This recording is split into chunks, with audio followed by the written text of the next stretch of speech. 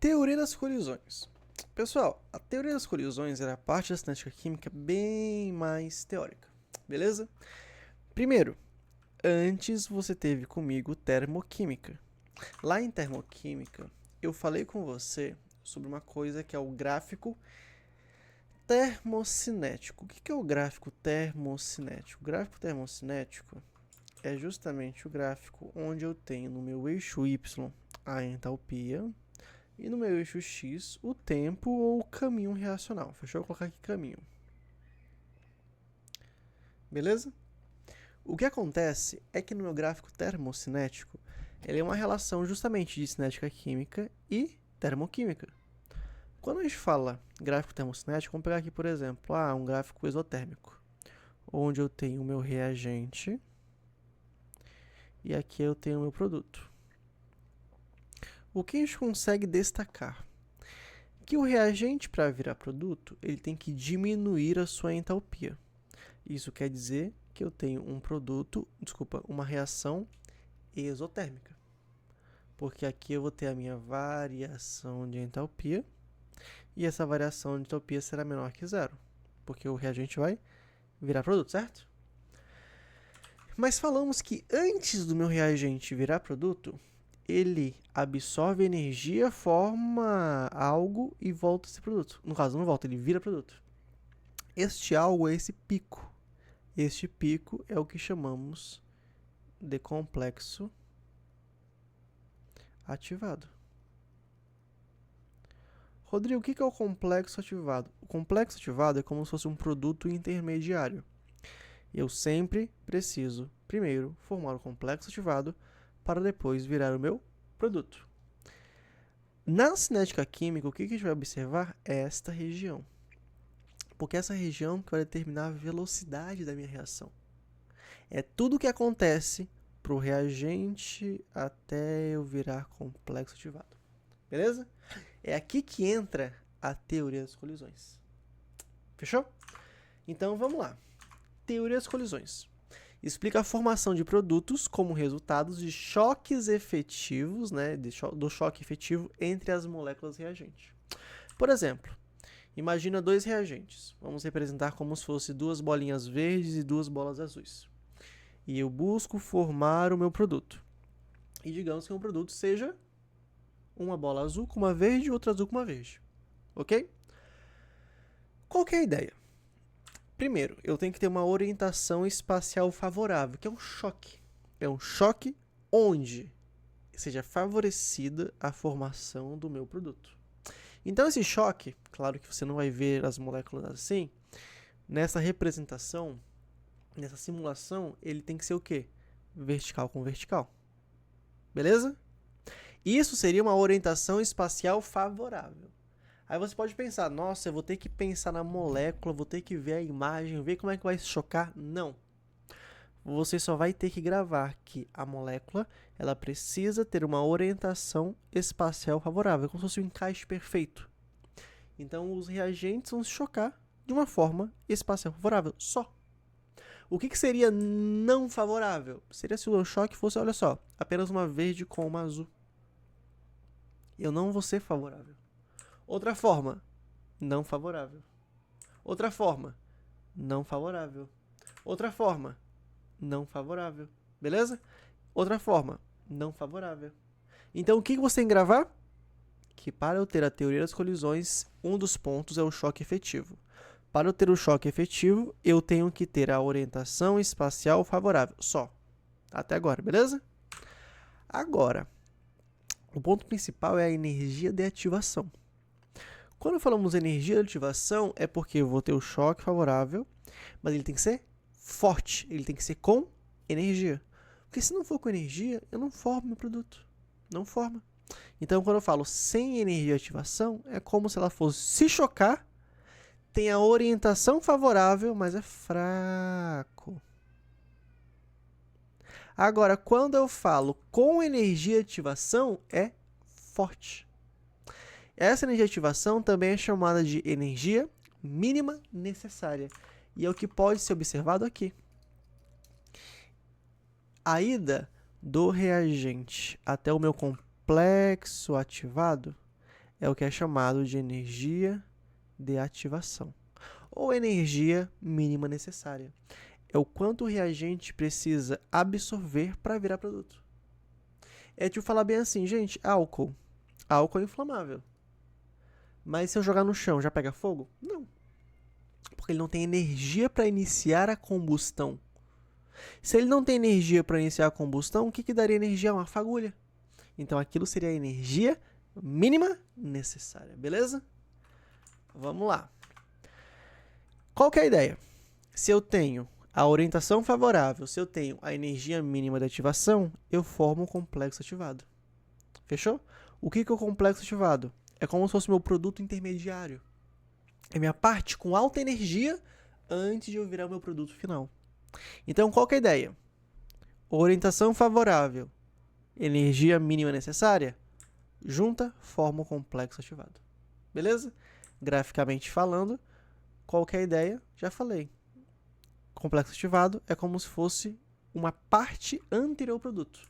Então, ó, reagentes, forma um complexo ativado. Forma um complexo ativado, depois eu viro produto. Fechou? O complexo ativado vira o meu produto. Pronto. É apenas isso que você precisa gravar. Esta perspectiva teórica. Fechou? Então, graficamente, eu até fiz com vocês ali no quadro. Reagente, produto. Para o reagente virar produto, ele precisa primeiro formar o quê? O complexo ativado. Então, pronto. A ideia é reagente para virar complexo ativado. Orientação espacial favorável e energia mínima necessária. Depois que eu formo o complexo ativado, aí sim eu me torno o meu produto. É isso que vai cair. Falei. Questão. Pausa e vê a questão. Pausou? Vamos lá. A reação 3ClO- forma ClO3- mais 2Cl-. Pode ser representada pelo seguinte diagrama de energia potencial, EP, pela coordenada da reação. Pode ser A. Propor um mecanismo para a reação composto por reações elementares, porque ali eu tenho duas reações. Quando eu digo mecanismo composto por reações elementares, então eu tenho que montar as reações. E B. A expressão da velocidade de reação global. Vamos lá. Por exemplo, como é que eu posso propor? Gente, observa o seguinte. Aqui eu tenho meu reagente, certo? Aqui eu tenho o meu produto.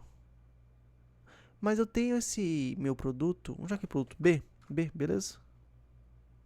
Esse B, depois ele vai ter um outro pico e virar um outro produto. Então, aquilo que foi produzido, que é o meu B, ele vira reagente depois. Então, qual que é a ideia? Eu tenho 3ClO, aqui ó, eu tenho 3ClO-, eu tenho 3ClO-, formando o quê? Formando ClO2, mais Cl-, mais ClO-. Pronto. Agora, quando eu me refiro a esse cara ter um novo pico reacional, é porque ele vira reagente. Então, você vai ter o quê? O ClO- mais Cl-, mais ClO-, formando, aí eu venho aqui, ó, o ClO3- mais 2Cl-. Aí tu pensa, não, posso xingar, desculpa. Aí tu pensa, caramba, o que é isso, Rodrigo? São duas reações. Segue o laser. É como se eu tivesse o meu reagente, ele forma um complexo ativado, vira produto. Aí depois esse produto forma outro complexo ativado e vira outro produto. Então eu tenho duas ativações, eu tenho duas reações, beleza? Então nesse caso aqui eu tenho as minhas reações elementares. B. A expressão da velocidade da reação global. Aí tu pensa, qual que é a velocidade da reação global? Pessoal, eu tenho duas reações, certo? Se eu tenho duas reações, uma é lenta, outra é rápida. Como é que eu vou saber qual que é lenta e qual que é rápida? Pelo tamanho da energia de ativação. Quanto maior a energia de ativação, mais lenta é, porque eu demoro mais para chegar. Então, a expressão da velocidade da reação global, como é que eu posso observar? Pela energia de ativação lenta. Então, se eu quiser saber a lei das das massas, velocidade é igual a K vezes CLO menos elevado ao cubo. Pronto. Essa é uma das formas de fazer, beleza? Agora, olha isso aqui. Quando ele fala, isso aqui é a lei das das massas, tá? Lei das das massas. Mas ele quer agora saber a expressão da velocidade da reação global. Deixa eu voltar aqui um slide. Quando eu falo reação global, eu vou juntar. Se eu for juntar, eu tenho CLO... certo, CLO2. Eu cortei um, então. Aqui é 2, tá. O CLO2 corta com o CLO2. O Cl corta com o Cl. O CLO corta com o CLO. Então, minha global é 3CLO menos, forma CLO3 menos, mais 2Cl menos. Isso aqui é a global. Agora, quando ele fala, opa, justifica a resposta. Aqui, encontrei o que faltou falar para vocês. Eu acabei nem vendo. Olha isso daqui. O CLO menos, ele é reagente. Aí ele tem a sua formação do complexo ativado, certo? E aí ele vira produto. Perceba que no meu produto eu tenho CLO menos. É como se tivesse sobrado. Então eu posso cortar esse CLO com esse 3 e na verdade eu tenho um 2 reagindo. Então aqui em cima não é 3, aqui em cima é 2. Por isso que essa aqui é a global. Fechou? Como assim? Eu vou pegar esse quadro aqui. Melhor, vou pegar ele limpo, né? Pronto. Tem ele limpo sem as anotações? Tem. Vou pegar ele limpo e fazendo o quadro com vocês. Aqui. Que acho que vai ficar mais claro. Aqui é tão CLO que eu não tinha percebido. Olha só. Aqui eu tenho um CLO, certo? Então, perceba, a primeira reação, a gente pode descrever que ela é 3CLO menos, formando CLO2 menos, mais Cl menos, mais CLO menos. Percebe que eu tenho CLO no reagente no produto. Tecnicamente, é como se eu tivesse colocado mais reagente, mas não tivesse tudo sendo consumido. Então, eu posso cortar esse CLO com esse 3, sobra 2. Ah, Rodrigo, você falou que esses produtos viram reagente. Fechou? Eu tenho minha segunda reação.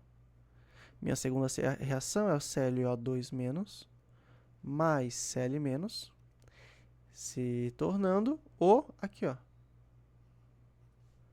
ClO3 menos mais 2Cl menos. Agora eu posso unificar. Se eu vou unificar, eu vou cortar o ClO com ClO, o Cl com Cl. Então eu posso dizer que eu sou 2ClO menos, formando o ClO3 menos mais 2Cl menos. Pronto. Se eu tenho isso e eu quero saber a velocidade, a lei da ação das massas, eu olho só para o reagente. Então, a velocidade ela é igual a K vezes ClO menos elevado a 2. Questãozinha do IME, né? Questãozinha do IME. Em específico, eu não tinha me atentado a esse detalhe. Rodrigo, para Enem, cai dessa forma? Não. Cai de uma forma muito mais facilitada. Agora, fatores que alteram a velocidade das reações. Próxima aula.